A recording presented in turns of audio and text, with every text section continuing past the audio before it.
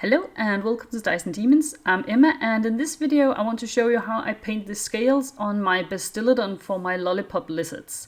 So first off, I take some Achillean Green, a contrast paint from Citadel, and then I take Volupus Pink, another contrast paint from Citadel, and I sort of do a wet blend between those two. I know it's a little bit dark here on the video, a little bit difficult to see, but I hope you can still get the idea of me trying to do a really quick and easy wet blend. As some of you probably know, if you use contrast paints on a flat surface such as this, they do tend to pool and also leave a slightly uneven finish. So if you're doing really high-end pieces, this might not be the technique for you. But as I'm going to be covering the entire surface with a cross-hatching pattern anyway, I don't really care too much. Also, as I've said many times before on this channel, I am painting to play and not for display, so for me it's not really a big issue. I do go back over it just to try and see if I can mop up a little bit of the pooling, just because I don't want a piece of it to be really dark in the middle here. Then I've decided that I want these scales on the edge of the carapace to be sort of a bony color, so I am using Skeleton Horde, another contrast paint for that. And as you can see, I'm using the tip of my finger to get a little bit of the paint off towards the tip of the scale, because I wanted to have sort of like a color transition. Again, this is not a very high-end technique, and it will leave you with messy fingers, but I actually do think it does the job pretty well of illustrating the move from a very densely colored bone to a more lightly colored tip of the scale. So very messy fingers though. Once that is dry, I take my Wraithbone, a Citadel base color, and I do a sort of an edge highlight at the top of the scale. I like sharp contrast, so that's why I'm doing it. It's probably not the most realistic look ever, but that's not what I'm going for anyway. And then I also apply a bit of the Wraithbone along the scale, and I make sure to both go in the direction of the scale, but also do a little bit of lining going across it, because I want it to look like it has some sort of more realistic bony texture to it, if that makes sense. Once I'm happy with the Wraithbone look, I take a little bit of white. This is the Army Painter Matte White, and I use that just to finish up the highlights, to get some really nice sharp highlights along the scale. Next up, I start working on the more lollipop colored part of the scales, and for the first bit I use some Mood Green. This is another Citadel base paint. And you can see I'm using a really fine brush here, and I'm doing a little bit of cross-hatching as well. I find that the cross-hatching gives a really nice texture and a really nice depth to a model, especially on more flat surfaces where the contrast paints do have a tendency to leave it looking a little bit splotchy.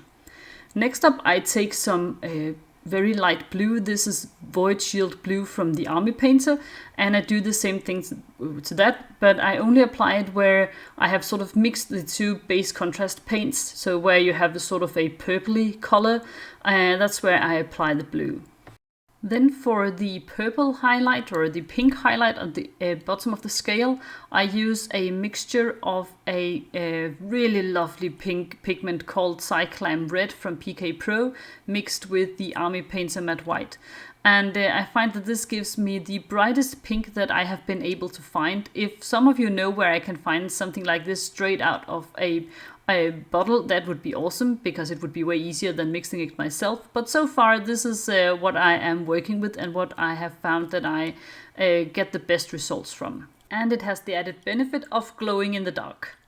For the highlight on the green, I also have something that I've mixed myself. This is a mixture of a neon yellow pigment from Green Stuff World mixed with Tesseract Glow. And this also glows in the dark, which is just added fun and a cool benefit. And I do think it really gives a very nice bright highlight and finish to a piece. So I love using this, and if you have been watching my videos for any length of time, you have seen this used over and over, but I don't care, because I just love it so much. Finally, just for a final bit of a saturated highlight, I use a tiny bit of yellow. And then for the blue and purple, I use a little bit of white, again for the Army Painter matte white. And you can see I put most of the highlight in the center of the scale, because that's where it has a tiny raised bump sort of, so that's where I imagine that most of the light would be hitting it. So basically this is done now, but when I look at it, I've decided that it looks a tiny bit too uniform, like there is like you can see almost 3 straight colors going horizontally across it. So I try to break it up a little bit so you don't just have 3 straight layers of green and blue and purple. So I try to break it up just a little bit. I don't think this is a huge problem. I don't think it's not something that you would really notice a lot once it's done on a whole model, but I mean, sometimes I just like to work stuff out and redo stuff along the way. And here you can see what it looks like on more than just one scale. And I have to say, I don't know if this is the most elegant painting scheme I have ever seen in my life, but it sure is fun and it makes me smile and makes me happy. And I guess that is, that's what a hobby is supposed to do, isn't it? Make us happy. And this definitely makes me happy. And you can see I'm not done with it yet at all. This will probably take me quite a bit of time to finish, but I don't care. I'm having a lot of fun and I can't wait to put this guy on the tabletop.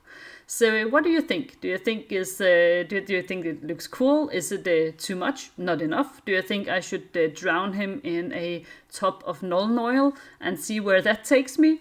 Let me know. Also, if you have any ideas for other very cool, fun color schemes that I can do for my Seraphon army, I would also be really happy to hear that as well. So if you like this video, I hope you will consider giving it a like and perhaps even subscribing to my channel. If you want to stay up to date with my painting projects, you can also follow me as Dyson Demons on Twitter and Instagram. And if you want to show off your own cool painting and building projects, you can join us on the Dyson Demons showroom on Facebook, where we have a really nice, friendly little community. I will leave a link to that in the show notes. So thank you so much for watching this one, guys, and I will see you next time. Bye.